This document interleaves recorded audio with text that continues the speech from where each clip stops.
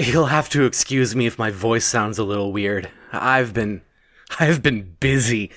Did you know that they make fog machines you can just buy at the store? And they tell you there's special fog machine fluid, but they don't specifically say, and there are some blanket statements on the packaging that kind of cover this, but that's for babies. They don't say you can't put in almond milk and half. I'm not sure if this has any concrete effect on the human psyche or physiology, but I'm pretty sure that my pinky finger is getting longer. Yeah, I'm pretty sure all my fingers pretty soon, all my fingers are going to be the same length, including the thumb. Have you ever stopped and contemplated the benefits to your life? Not in some cosmic sense, but the meat and bones of what it is you do.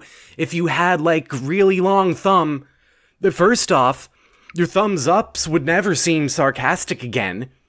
You know that cost you a date with Julia. You flashed a thumbs up to her when she made a joke that one time, and she's like, you give a thumbs up to a joke, but you don't laugh. That's obvious derision. And you're like, no, my throat's just full of fluff because I put marshmallows in the fog machine. It didn't go so hot. I'm better now, though. Like, check this out.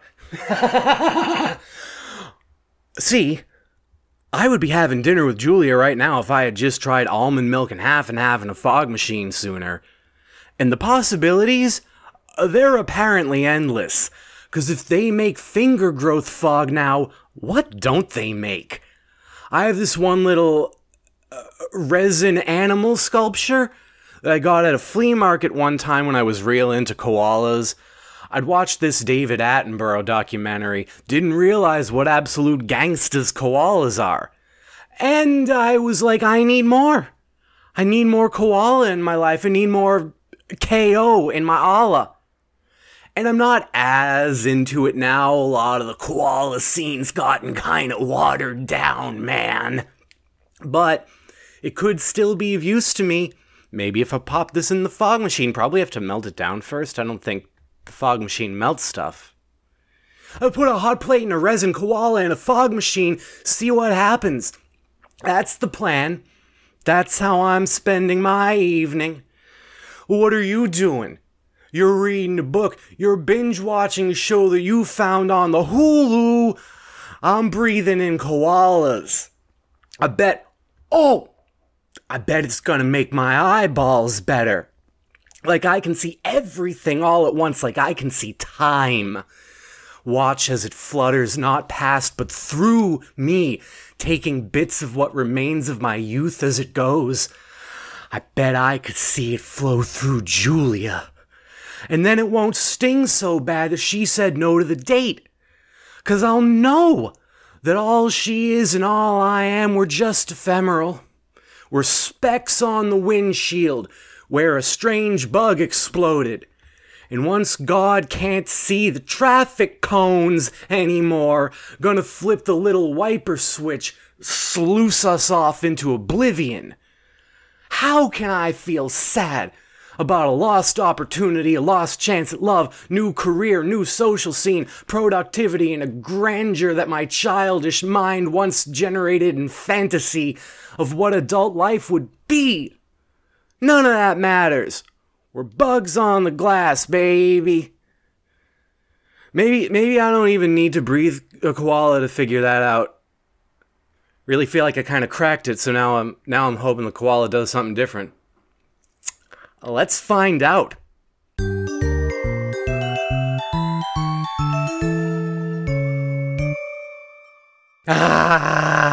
Give me another couple options here. This fog machine isn't going to fill itself. I guess we're sticking with fluid, even though the hot plate idea really seems to have revolutionized things. Can you melt wood? No, you can't melt wood. You can suck moisture out of wood. Please don't be weird about that sentence. I've seen them do it on the Home and Garden channel.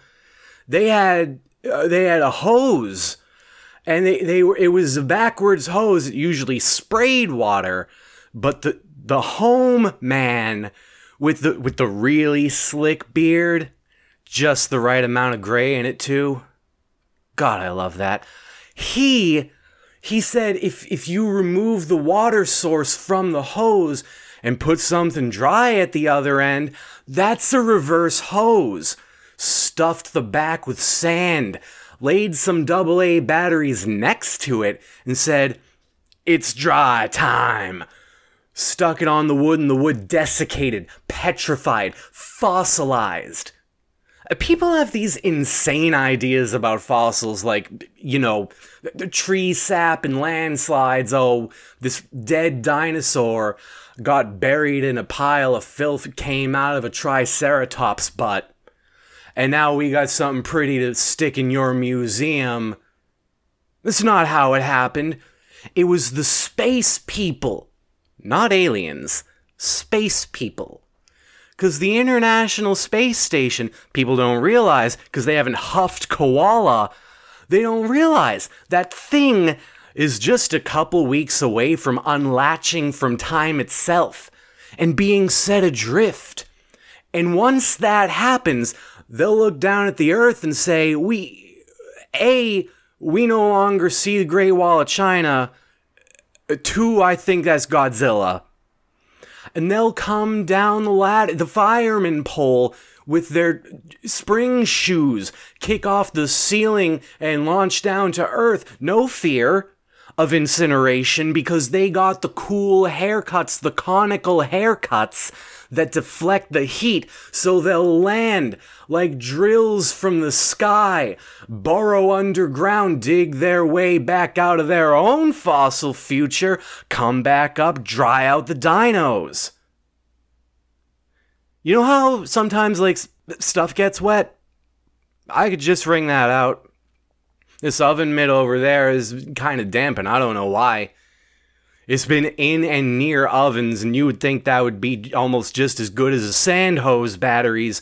But there is fluid, and there's a fog machine, and there's an absolute lack of restraint on my part. I recognize the recklessness, but what can I say? I'm into it. I want to see where this roller coaster lets me off. Let me tell you, I don't think it's going to be where I got on. I think that there are new and terrible experiences waiting for me, and I don't care that they're terrible.